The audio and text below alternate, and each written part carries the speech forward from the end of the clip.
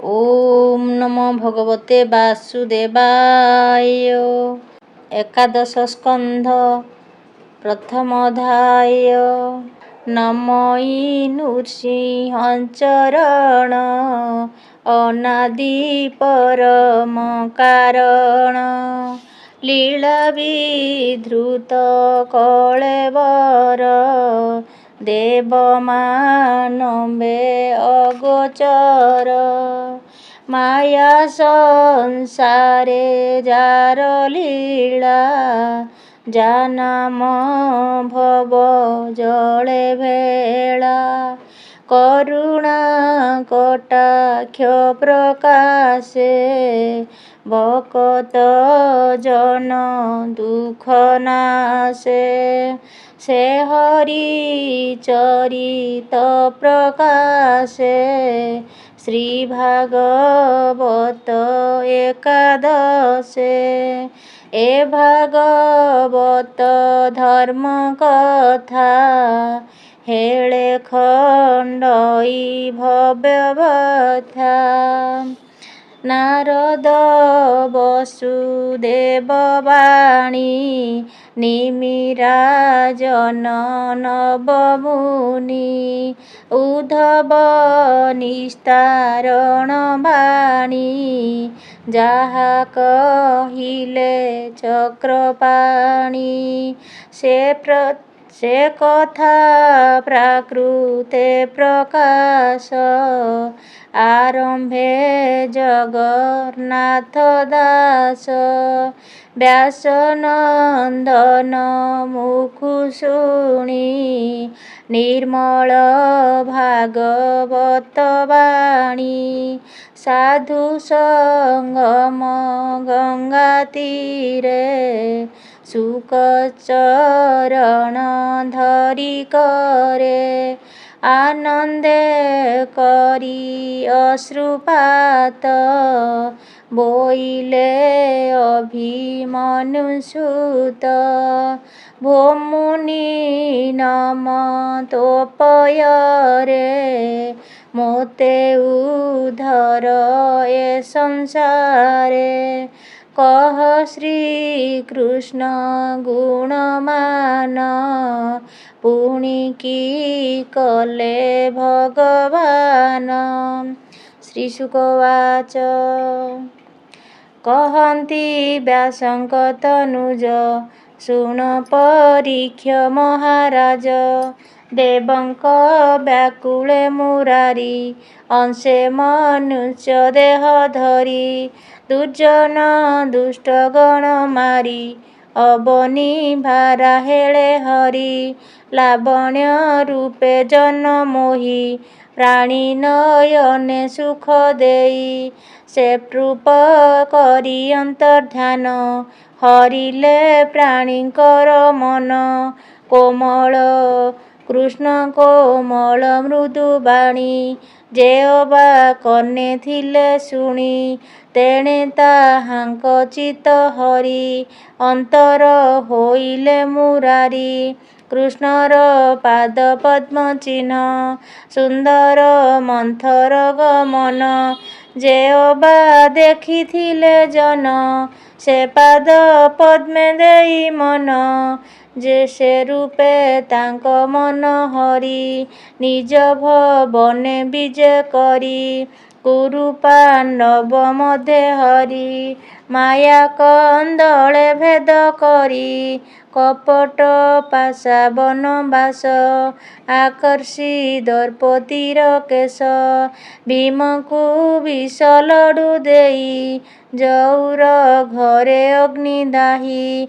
ए आदि जेते कष्ट मान पांडवे देला दुर्योधन। से अपमाने मान बही संगते घेनी पांच भाई। निमित्त करी तांकु हरि अनेक आखोहिणी मारी। भारानी बारी भगवान अन्ते चलिले निज स्थान। परीक्षित उवाच अखंड निज वंश कोपे किंपा हरिले ब्रह्म शापे। ଯାହାର ମାୟା ଯୋଗ ବଳେ ଈଶ୍ୱର ଖେଳେ ମହି ତଳେ।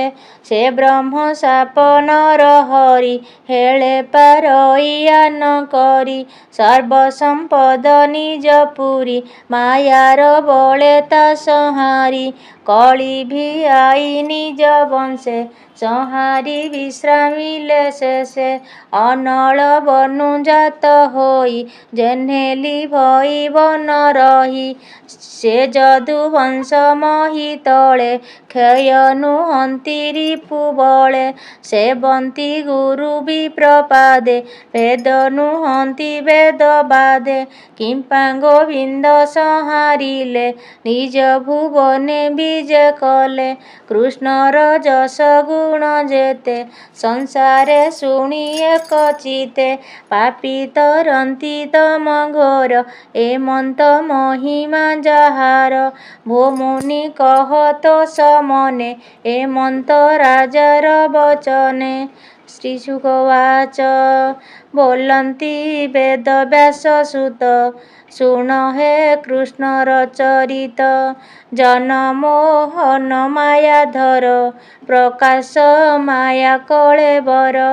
ନାନା ବିଚିତ୍ର କର୍ମ କରି କନ୍ଦଳେ ନିଜ ବଂଶ ମାରି। କାହାର ସାଧ୍ୟ ଏବେ ଭାର ଶୁଣ ସୁମନେ ନୃପବର। କଳି କଳୁଷ ନିବାରଣ ସଂସାରେ ସ୍ଥାପି ଯଶ ଗୁଣ। ଏବେ ଗୋବିନ୍ଦ କଲେ ଯେତେ କହିବା ଶୁଣି ଏକ ଚିତେ। ଯାଦବ ବଳ ନାଶ ଅର୍ଥେ ଗୋବିନ୍ଦ ବିଚାରିଲେ ଚିତେ। ବିପ୍ରେ ଯେ ଥିଲେ ନିଜ ଦେଶେ ଶ୍ରୀକୃଷ୍ଣ ଦର୍ଶନ ଲାଳସେ। ବିଶ୍ୱାମିତ୍ରଙ୍କୁ ଆଗ କରି ଶ୍ରୀ ବାମଦେବ ବ୍ରହ୍ମଚାରୀ। ଭୃଗୁ ଅଙ୍ଗିରା ଦୁର୍ବାସା ବଶିଷ୍ଠ ନାରଦ ବିଶେଷା। ମିଳିଲେ ପିଣ୍ଡାରକ ତୀର୍ଥେ ଶ୍ରମ ଚାଲନ୍ତି ବନ ପଥେ। ଏମନ୍ତେ କୃଷ୍ଣର କୁମାର ଆନନ୍ଦେ ସମୁଦ୍ରର ତୀର। ସକଳେ ଏକ ସ୍ଥାନେ ମିଳି ରଙ୍ଗେ କରନ୍ତି ନାନା କେଳି। ଶାମ୍ବକୁ ନାରୀ ବେଶ କରି ଅନେକ ଅଳଙ୍କାର ଭରି। ପ୍ରସବ ଗର୍ଭ ପ୍ରାୟେ କରି ଉଦରେ ଲୌହ ପାତ୍ର ଭରି। ଚାଲଇ ଚରଣ ମନ୍ଥରେ ଶ୍ରମେ ଘୃମିତ କଳେବରେ। ମୁନିକି ଦେଖି ଲାଜ ପାଇ ଅନ୍ତରେ ଅଧୋମୁଖ ହୋଇ। ରହିଲା ଲତା ଅଭ୍ୟନ୍ତରେ ଏମନ୍ତେ ଶ୍ରୀକୃଷ୍ଣଙ୍କୁ ମରେ। ମୁନିଙ୍କ ପଣେ ଯାଇ ଧୀରେ କର ଯୁଗଳ ଦେଇ ଶିରେ। କୋମଳ ମଧୁର ବଚନେ ବୋଲନ୍ତି ଶୁଣ ବିପ୍ରଜନେ। ଯାଦବ ବଂଶ ନାରୀ ଏହି ଅନେକ ଦିନୁ ଗର୍ଭ ବହି। ପ୍ରସବ ନୋହେ କି କାରଣେ କହିଲୁ ତୁମ୍ଭର ଚରଣେ। ଲାଜେ ନ ରହେ ତୁମ୍ଭ ଆଗେ ଚଳି ନ ପାରେ ଶ୍ରମ ଭାଗେ। ତୁମ୍ଭେ ସର୍ବଜ୍ଞ ଜନସାର କି ଅଛି ଗର୍ଭରେ ଏହାର। ପୁତ୍ର ଦୁହିତା କିବା ଜାତ ମାୟା ନ କରି କହ ସତ। ଶୁଣିଣ ତାହାଙ୍କ ବଚନ କୋପେ ବୋଇଲେ ମୁନିଜନ।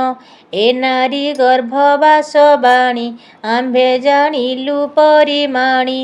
ଏହାର ଗର୍ଭେ ଅଛି ବାଳ ନିଷ୍ଠୁର ଲୌହର ମୂଷଳ। ଆଜି ଏ ଗର୍ଭ ପ୍ରସରିବ ତୁମ୍ଭର ବଂଶ ବିନାଶିବ। କୁଳ ସମୂଳେ କରି ନାଶ ଭୂମିରେ ଯେତେ ଯଦୁବଂଶ। ଏମନ୍ତେ କହିଗଲେ ମୁନି କୃଷ୍ଣଙ୍କୁ ମରେ ତାହା ଶୁଣି। ବ୍ରଜ ପଡ଼ିଲା ଯେହ୍ନେ ମୁଣ୍ଡେ ଶାମ୍ବକୁ ଘେନି ରାଜଦାଣ୍ଡେ। ତକ୍ଷଣେ ଲୌହ ପାତ୍ର ଫେଇ ପେଟେ ଖୋଜନ୍ତି ହସ୍ତ ଦେଇ। କର୍କଶ ପିଙ୍ଗଳ ପିଛିଳ ଦେଖିଲେ ଲୌହର ମୂଷଳ। ଗର୍ଭ ପଡ଼ିଲା ବଜ୍ର ପ୍ରାୟେ ଦେଖି କମ୍ପିଲେ ମହାଭୟେ। ଲୌହ ମୂଷଳ ତେଲ ଭରେ ଚକ୍ଷୁ ବୁଜିଲେ ନିଜ କରେ। ବୋଲନ୍ତି କଲୁ ମନ୍ଦ କର୍ମ କିବା ବୋଲିବେ କୃଷ୍ଣ ରାମ। ଏମନ୍ତ ଗୋବିନ୍ଦର ସୁତେ ଲୌହ ମୂଷଳ ଘେନି ହସ୍ତେ। ଉଗ୍ରସେନର ସଭା ତଳେ ମିଳିଲେ ହୃଦୟ ଚଞ୍ଚଳେ। ଲୌହ ମୂଷଳ ତଳେ ଥୋଇ କହନ୍ତି ସଭା ମୁଖ ଚାହିଁ। ଆମ୍ଭେ ଯେ କ୍ରୀଡ଼ା କଉତୁକେ ଖେଳନ୍ତି ତୀର୍ଥ ପିଣ୍ଡାରକେ। ଶାମ୍ବକୁ ନାରୀ ବେଶ କରି ଉଦରେ ଲୌହ ପାତ୍ର ଭରି। ମୁନିକୁ ପଚାରିଲୁ ଭାବେ ଏ ଗର୍ଭ ପ୍ରସବ ପ୍ରସ୍ତାବେ। ପୁଣି କୋପିଲେ ମୁନି ଭ୍ରମେ ବନ ଗହନ ପଥ ଶ୍ରମେ। ବୋଇଲେ ଗର୍ଭେ ଅଛି ବାଳ ନିଷ୍ଠୁର ଲୌହର ମୂଷଳ।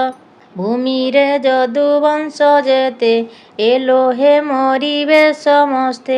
ନାଶ କରିବ ଯଦୁକୁଳ ଏ ଜାତ ଲୌହର ମୂଷଳ। ତକ୍ଷଣେ ଗର୍ଭ ଫେଇ ଦେଖି ଭୟେ ବୁଜିଲୁ ଆମ୍ଭେ ଆଖି। ଏମନ୍ତେ କହି ସଭା ମଧ୍ୟେ କୁମରେ ବସିଲେ ବିଷାଦେ। ଶୁଣି ସକଳ ପୁରଜନେ କହନ୍ତି ଦୁଃଖିତ ବଦନେ। ନିଷ୍ଠୁର ବିପ୍ର କୋପାନଳେ ବହଇ ଭୁବନ ମଣ୍ଡଳେ। ନିଷ୍ଠୁର ବିପ୍ର କୋପାନଳେ ଦହଇ ଭୁବନ ମଣ୍ଡଳେ। କେ ତାହା ଅନ୍ୟଥା କରିବ ବ୍ରହ୍ମା ଶଙ୍କର ବାସୁଦେବ। ଶୁଣି ବିଷାଦ ସଭାଜନ ବଦନ ନ ସ୍ଫୁରେ ବଚନ। ତା ଦେଖି ରାଜା ଉଗ୍ରସେନ ଭୀମଙ୍କୁ ବୋଲଇ ବଚନ। ଏ ଲୌହ ଗିରି ଶିଖେ ନେଇ ଘଷି ସମୁଦ୍ର ଜଳ ଦେଇ। ନିଃଶେଷ କରି ଲୌହ ଘଷ ଯେମନ୍ତେ ନ ରହଇ ଶେଷ। ତକ୍ଷଣେ ରାଜା ଆଜ୍ଞା ପାଇ ମୂଷଳ ଘେନି ବେଗେ ଯାଇ। ପର୍ବତେ ସମୁଦ୍ରର ଜଳେ ଲୌହ ଘଷିଲେ ଭୁଜ ବଳେ। ଘଷନ୍ତେ ଲୌହ ଚୂର୍ଣ୍ଣ ହୋଇ ପଡ଼ନ୍ତି ସମୁଦ୍ରରେ ଯାଇ। ଅନେକ ଦିନ ଘଷି ରୋଷେ ଅଳପ ରହେ ଅବଶେଷେ। ଅଙ୍ଗୁଳି ଛିଡ଼େ ଘରଷଣେ ନିଷ୍ଠୁର ନିଃଶେଷ କରଣେ। ନ ପାରି ପକାଇଲେ ଜଳେ ଘୋର ଗଭୀର ମୀନ ମେଳେ। ଲୌହ ପଡ଼ନ୍ତେ ଘୋର ପାଣି ଆହାର ପ୍ରାୟ ତାହା ମଣି। ମୀନ ଗିଳିଲା ଅତି ବେଗେ ସେ ମୀନ ମତ୍ସ୍ୟଗଣ ସଙ୍ଗେ। ଚରନ୍ତେ ସମୁଦ୍ରର କୂଳେ ଜାଲେ ପଡ଼ିଲା ରାତ୍ର କାଳେ। ଧୀବର ନେଇ ମୀନ ଏକା ଜାରାସ ବରେ ଦେଲା ଦେଖା। ମୀନ କାଟନ୍ତେ ତାର ଘରେ ଲୌହ ଦେଖିଲା ତା ଉଦରେ। କର୍କଶ ପିଙ୍ଗଳ ପ୍ରଚଣ୍ଡ ଜଳଇ ଯେହ୍ନେ ମାରତଣ୍ଡ। ଦେଖି ଶବର ତୋଷ ହୋଇ ନିରାଚ କଲା ତାହା ନେଇ। ଦେଖି ଶବର ତୋଷ ହୋଇ ନାରାଜ କଲା ତାହା ନେଇ। ବାଣର ମୂଳେ ତୀକ୍ଷ୍ଣ ଫଳ ତେଜେ କି ଜଳଇ ଅନଳ।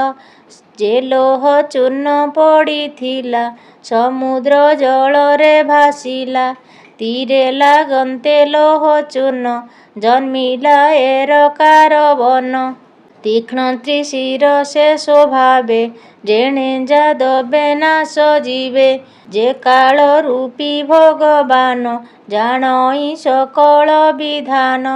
ଖେଳଇ ମାୟାମୟ କଳ୍ପେ ସେ ପ୍ରଭୁ ଡରେ ବ୍ରହ୍ମ ଶାପେ। କୁଳ ବିନାଶ ହେତୁ କରି ଅବନି ଭାରା ହେଳେ ହରି। ନିଜ ଭୁବନେ ଅବଧାନ ନିର୍ଲେପ ପ୍ରଭୁ ଭଗବାନ। ବୋଲଇ ବିପ୍ର ଜଗନ୍ନାଥ ଶ୍ରୀ ଏକାଦଶ ଭାଗବତ। ଜାହ୍ନବୀ ତୀରେ ରାଜା ଆଗେ ଶୁକ କହନ୍ତି ବ୍ରହ୍ମ ଭାଗେ। ସଂସାର ତାରଣ ଏକ ବାଣୀ ସୁଜନେ ତର ଏହା ଶୁଣି। ସଂସାର ତାରଣ ଏ ବାଣୀ ସୁଜନେ ତର ଏହା ଶୁଣି। ଇତି ଶ୍ରୀମଦ୍ଭାଗବତେ ମହାପୁରାଣେ ପାରମହଂସ ସଂହିତାୟା 82 ଏକାଦଶ ସ୍କନ୍ଧେ ବିପ୍ରଶାପ ଖଣ୍ଡନମ୍ ନାମ ପ୍ରଥମୋऽଧ୍ୟାୟଃ। ଓಂ ନମୋ ଭଗବତେ ବାସୁଦେବାୟ।